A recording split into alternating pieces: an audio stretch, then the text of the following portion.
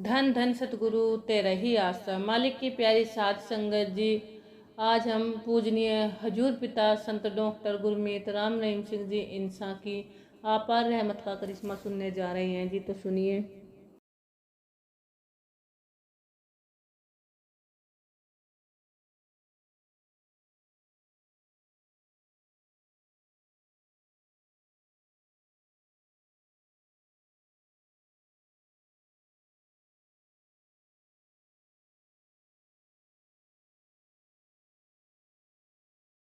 मैं 23 मार्च 1982 को फौज में भर्ती हुआ। भारतीय फौज की सर्विस के दौरान यानी 31 अगस्त 1997 को मैंने अपनी पत्नी सहित पूज्य हजूर पिताजी से डेरा सच्चा सौदा सरसा में सत्संग पर पहुंचकर नाम शब्द की अनमोल दात प्राप्त की। फिर 31 मार्च 2002 को फौज से रिटायर होने के बाद मैंने 1 मई 2002 को अचल पेपर मिल ढिंगी में बतौर सिक्योरिटी गार्ड नौकरी ज्वाइन करी। दिनांक 8 फरवरी 2006 को अचल पेपर मिल के किसी कार्य से मैं नाभा के एक बैंक में गया। बैंक का कार्य करने के बाद जब डिंगी वापस जा रहा था कि अचानक मेरा रोड एक्सीडेंट हो गया। उस एक्सीडेंट में मेरी बाईं टांग के घुटने के नीचे पैर तक ऊपर की सारी चमड़ी उतर गई थी। मुझे वहां से उठाकर सिविल अस्पताल नाभा में ले जाया गया। केस काफ़ी गंभीर होने के कारण अस्पताल वालों ने मरहम पट्टी आदि करने के बाद मुझे पटियाला रेफर कर दिया। पटियाला से आगे पीजीआई चंडीगढ़ भेज दिया।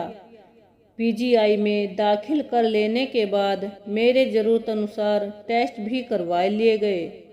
रिपोर्ट में मेरे अंदर केवल 2.5 ग्राम खून पाया गया। मेरा ऑपरेशन किया जाना था, लेकिन उससे पहले खून की मात्रा पूरी करने के लिए खून का प्रबंध जरूरी था। पता चला कि मेरे रक्त की उस समय पीजीआई में केवल एक ही बोतल थी। कम से कम ऑपरेशन के दौरान 2 बोतल खून जरूरी चाहिए था। उस डॉक्टर साहिब सर्जन ने कहा कि जब तक खून की 2 बोतल उपलब्ध नहीं करवाएंगे ऑपरेशन नहीं हो सकेगा। मुझे ऑपरेशन थिएटर में भी ले जाया गया था।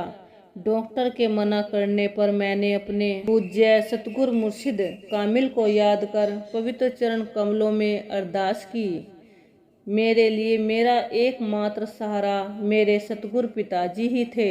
अभी 2 मिनट भी पूरे नहीं हो पाए थे कि डॉक्टर साहिब ने मुझे ऑपरेशन के लिए ऑपरेशन थिएटर में दोबारा बुला लिया। मेरा ऑपरेशन शुरू कर दिया गया। काफ़ी लंबा ऑपरेशन था, करीब 6-7 घंटे लग गए।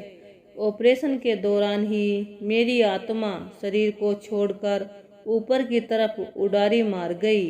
क्या देखा कि बहुत ही मोटे व हट्टे कट्टे ऊंचे लंबे कद के डरावनी शक्ल वाले 2 यमदूत बड़ी बड़ी मूछें और उनके बहुत लंबे लंबे बाल थे। मेरा रास्ता रोककर खड़े थे। वो कह रहे थे, यह आ गया है, अब हम इसको खाएंगे।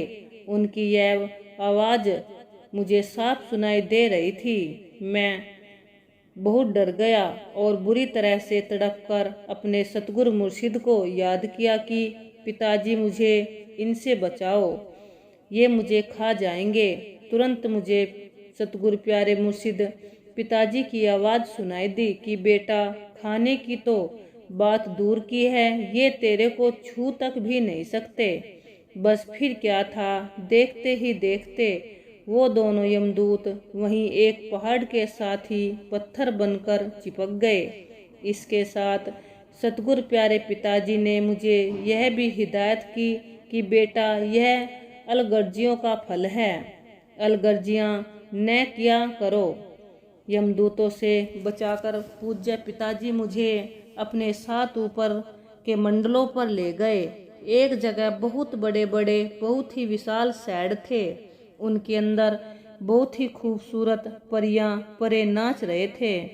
पूज्य पिताजी ने बताया कि जीवात्मा को धूर्धाम जाने से रोकने के लिए ये सुंदर व खूबसूरत अड्डे बनाए हुए हैं कि कोई भी जीवात्मा आगे ऊपर के रूहानी मंडलों को पार करके परम पिता परमात्मा अपने सतगुरु तक न जा सके। आगे एक जगह बहुत ही सुंदर आकर्षक बहुत तरह का साजो सामान था, लेकिन मेरी रूह ने पूज्य पिताजी की उंगली नहीं छोड़ी कि पिताजी मुझे तो सिर्फ आप जी ही चाहिए। इस तरह भिन्न भिन्न रूहानी मंडलों पर घुमाने के बाद पूज्य हजूर पिताजी वहां से मुझे नीचे की ओर ले आए। मैंने देखा सामने स्वयं पिताजी सत्संग फरमा रहे हैं। पूज्य पिताजी ने मेरी रूह आत्मा को मेरे शरीर में प्रवेश करा दिया। मैंने देखा कि डॉक्टर साहिबान मेरा ऑपरेशन कर रहे थे। पूज्य पिताजी ने फरमाया, बेटा डॉक्टर से कहे कि वह नारा धन धन सतगुरु तेरा ही आसरा लगाए। मैंने जैसे पिताजी ने कहा था डॉक्टर साहिब को नारा बोलने के लिए कहा, लेकिन शायद डॉक्टर मेरी आवाज़ को नहीं समझ पा रहे थे, इसलिए उन्होंने नारा नहीं बोला। यह बात मैंने पूज्य पिताजी को भी बता दी। पूज्य पिताजी ने फरमाया, बेटा एक बार फिर उन्हें कहे कि डॉक्टर साहिब जरूर नारा बोलेंगे। पूज्य पिताजी के वचन अनुसार मैंने डॉक्टर साहिब से कहा कि डॉक्टर साहिब आप जी धन धन सतगुरु तेरा ही आसरा का नारा बोलें। इस बार डॉक्टर साहिब ने पूरा नारा धन धन सतगुरु तेरा ही आसरा बोल दिया। इस पर पूज्य सर्व सामर्थ सतगुरु पिताजी ने फरमाया कि बेटा आज के बाद इन डॉक्टरों के हाथों से कोई माड़ा काम अब अमानवीय कार्य नहीं होगा। इनकी 84 काट दी है। पूज्य पिताजी के ऐसे नूरानी नज़ारों में मेरा ऐसा मन लगा हुआ था कि मुझे पता ही नहीं चला कि मेरा ऑपरेशन कब हुआ।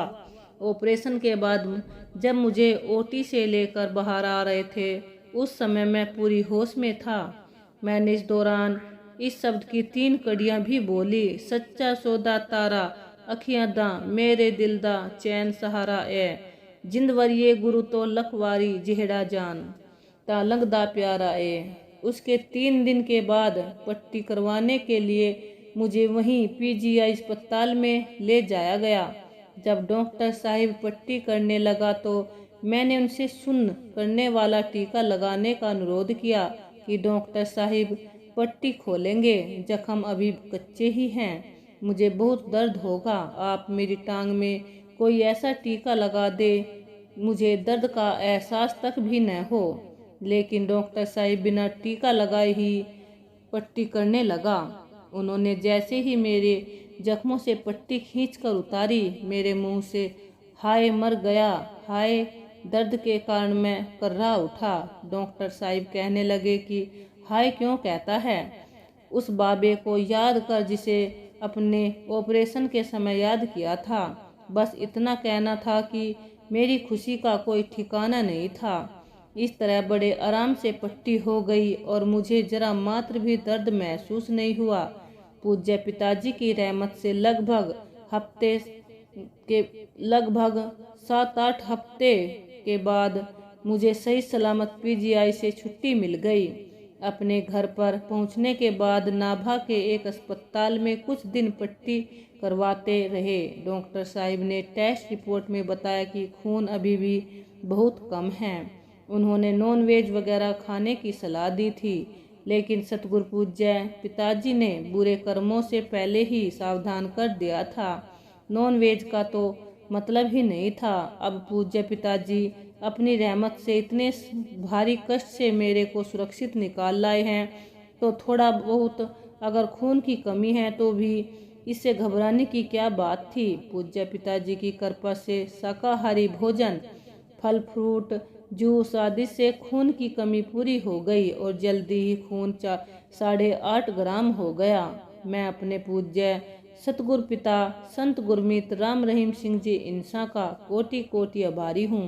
धन्यवाद करते हैं कि स्वयं पूज्य पिताजी ने अपनी दया मेहर से ही मेरे मृतक शरीर में फिर से प्राणों का संचार किया। पूज्य पिताजी से यही प्रार्थना है कि मुझे वे मेरे परिवार को एक क्षण भी अपने से दूर न करना और आखिरी तक हमारी ओर निभा देना जी। धन धन सतगुरु तेरा ही आसरा।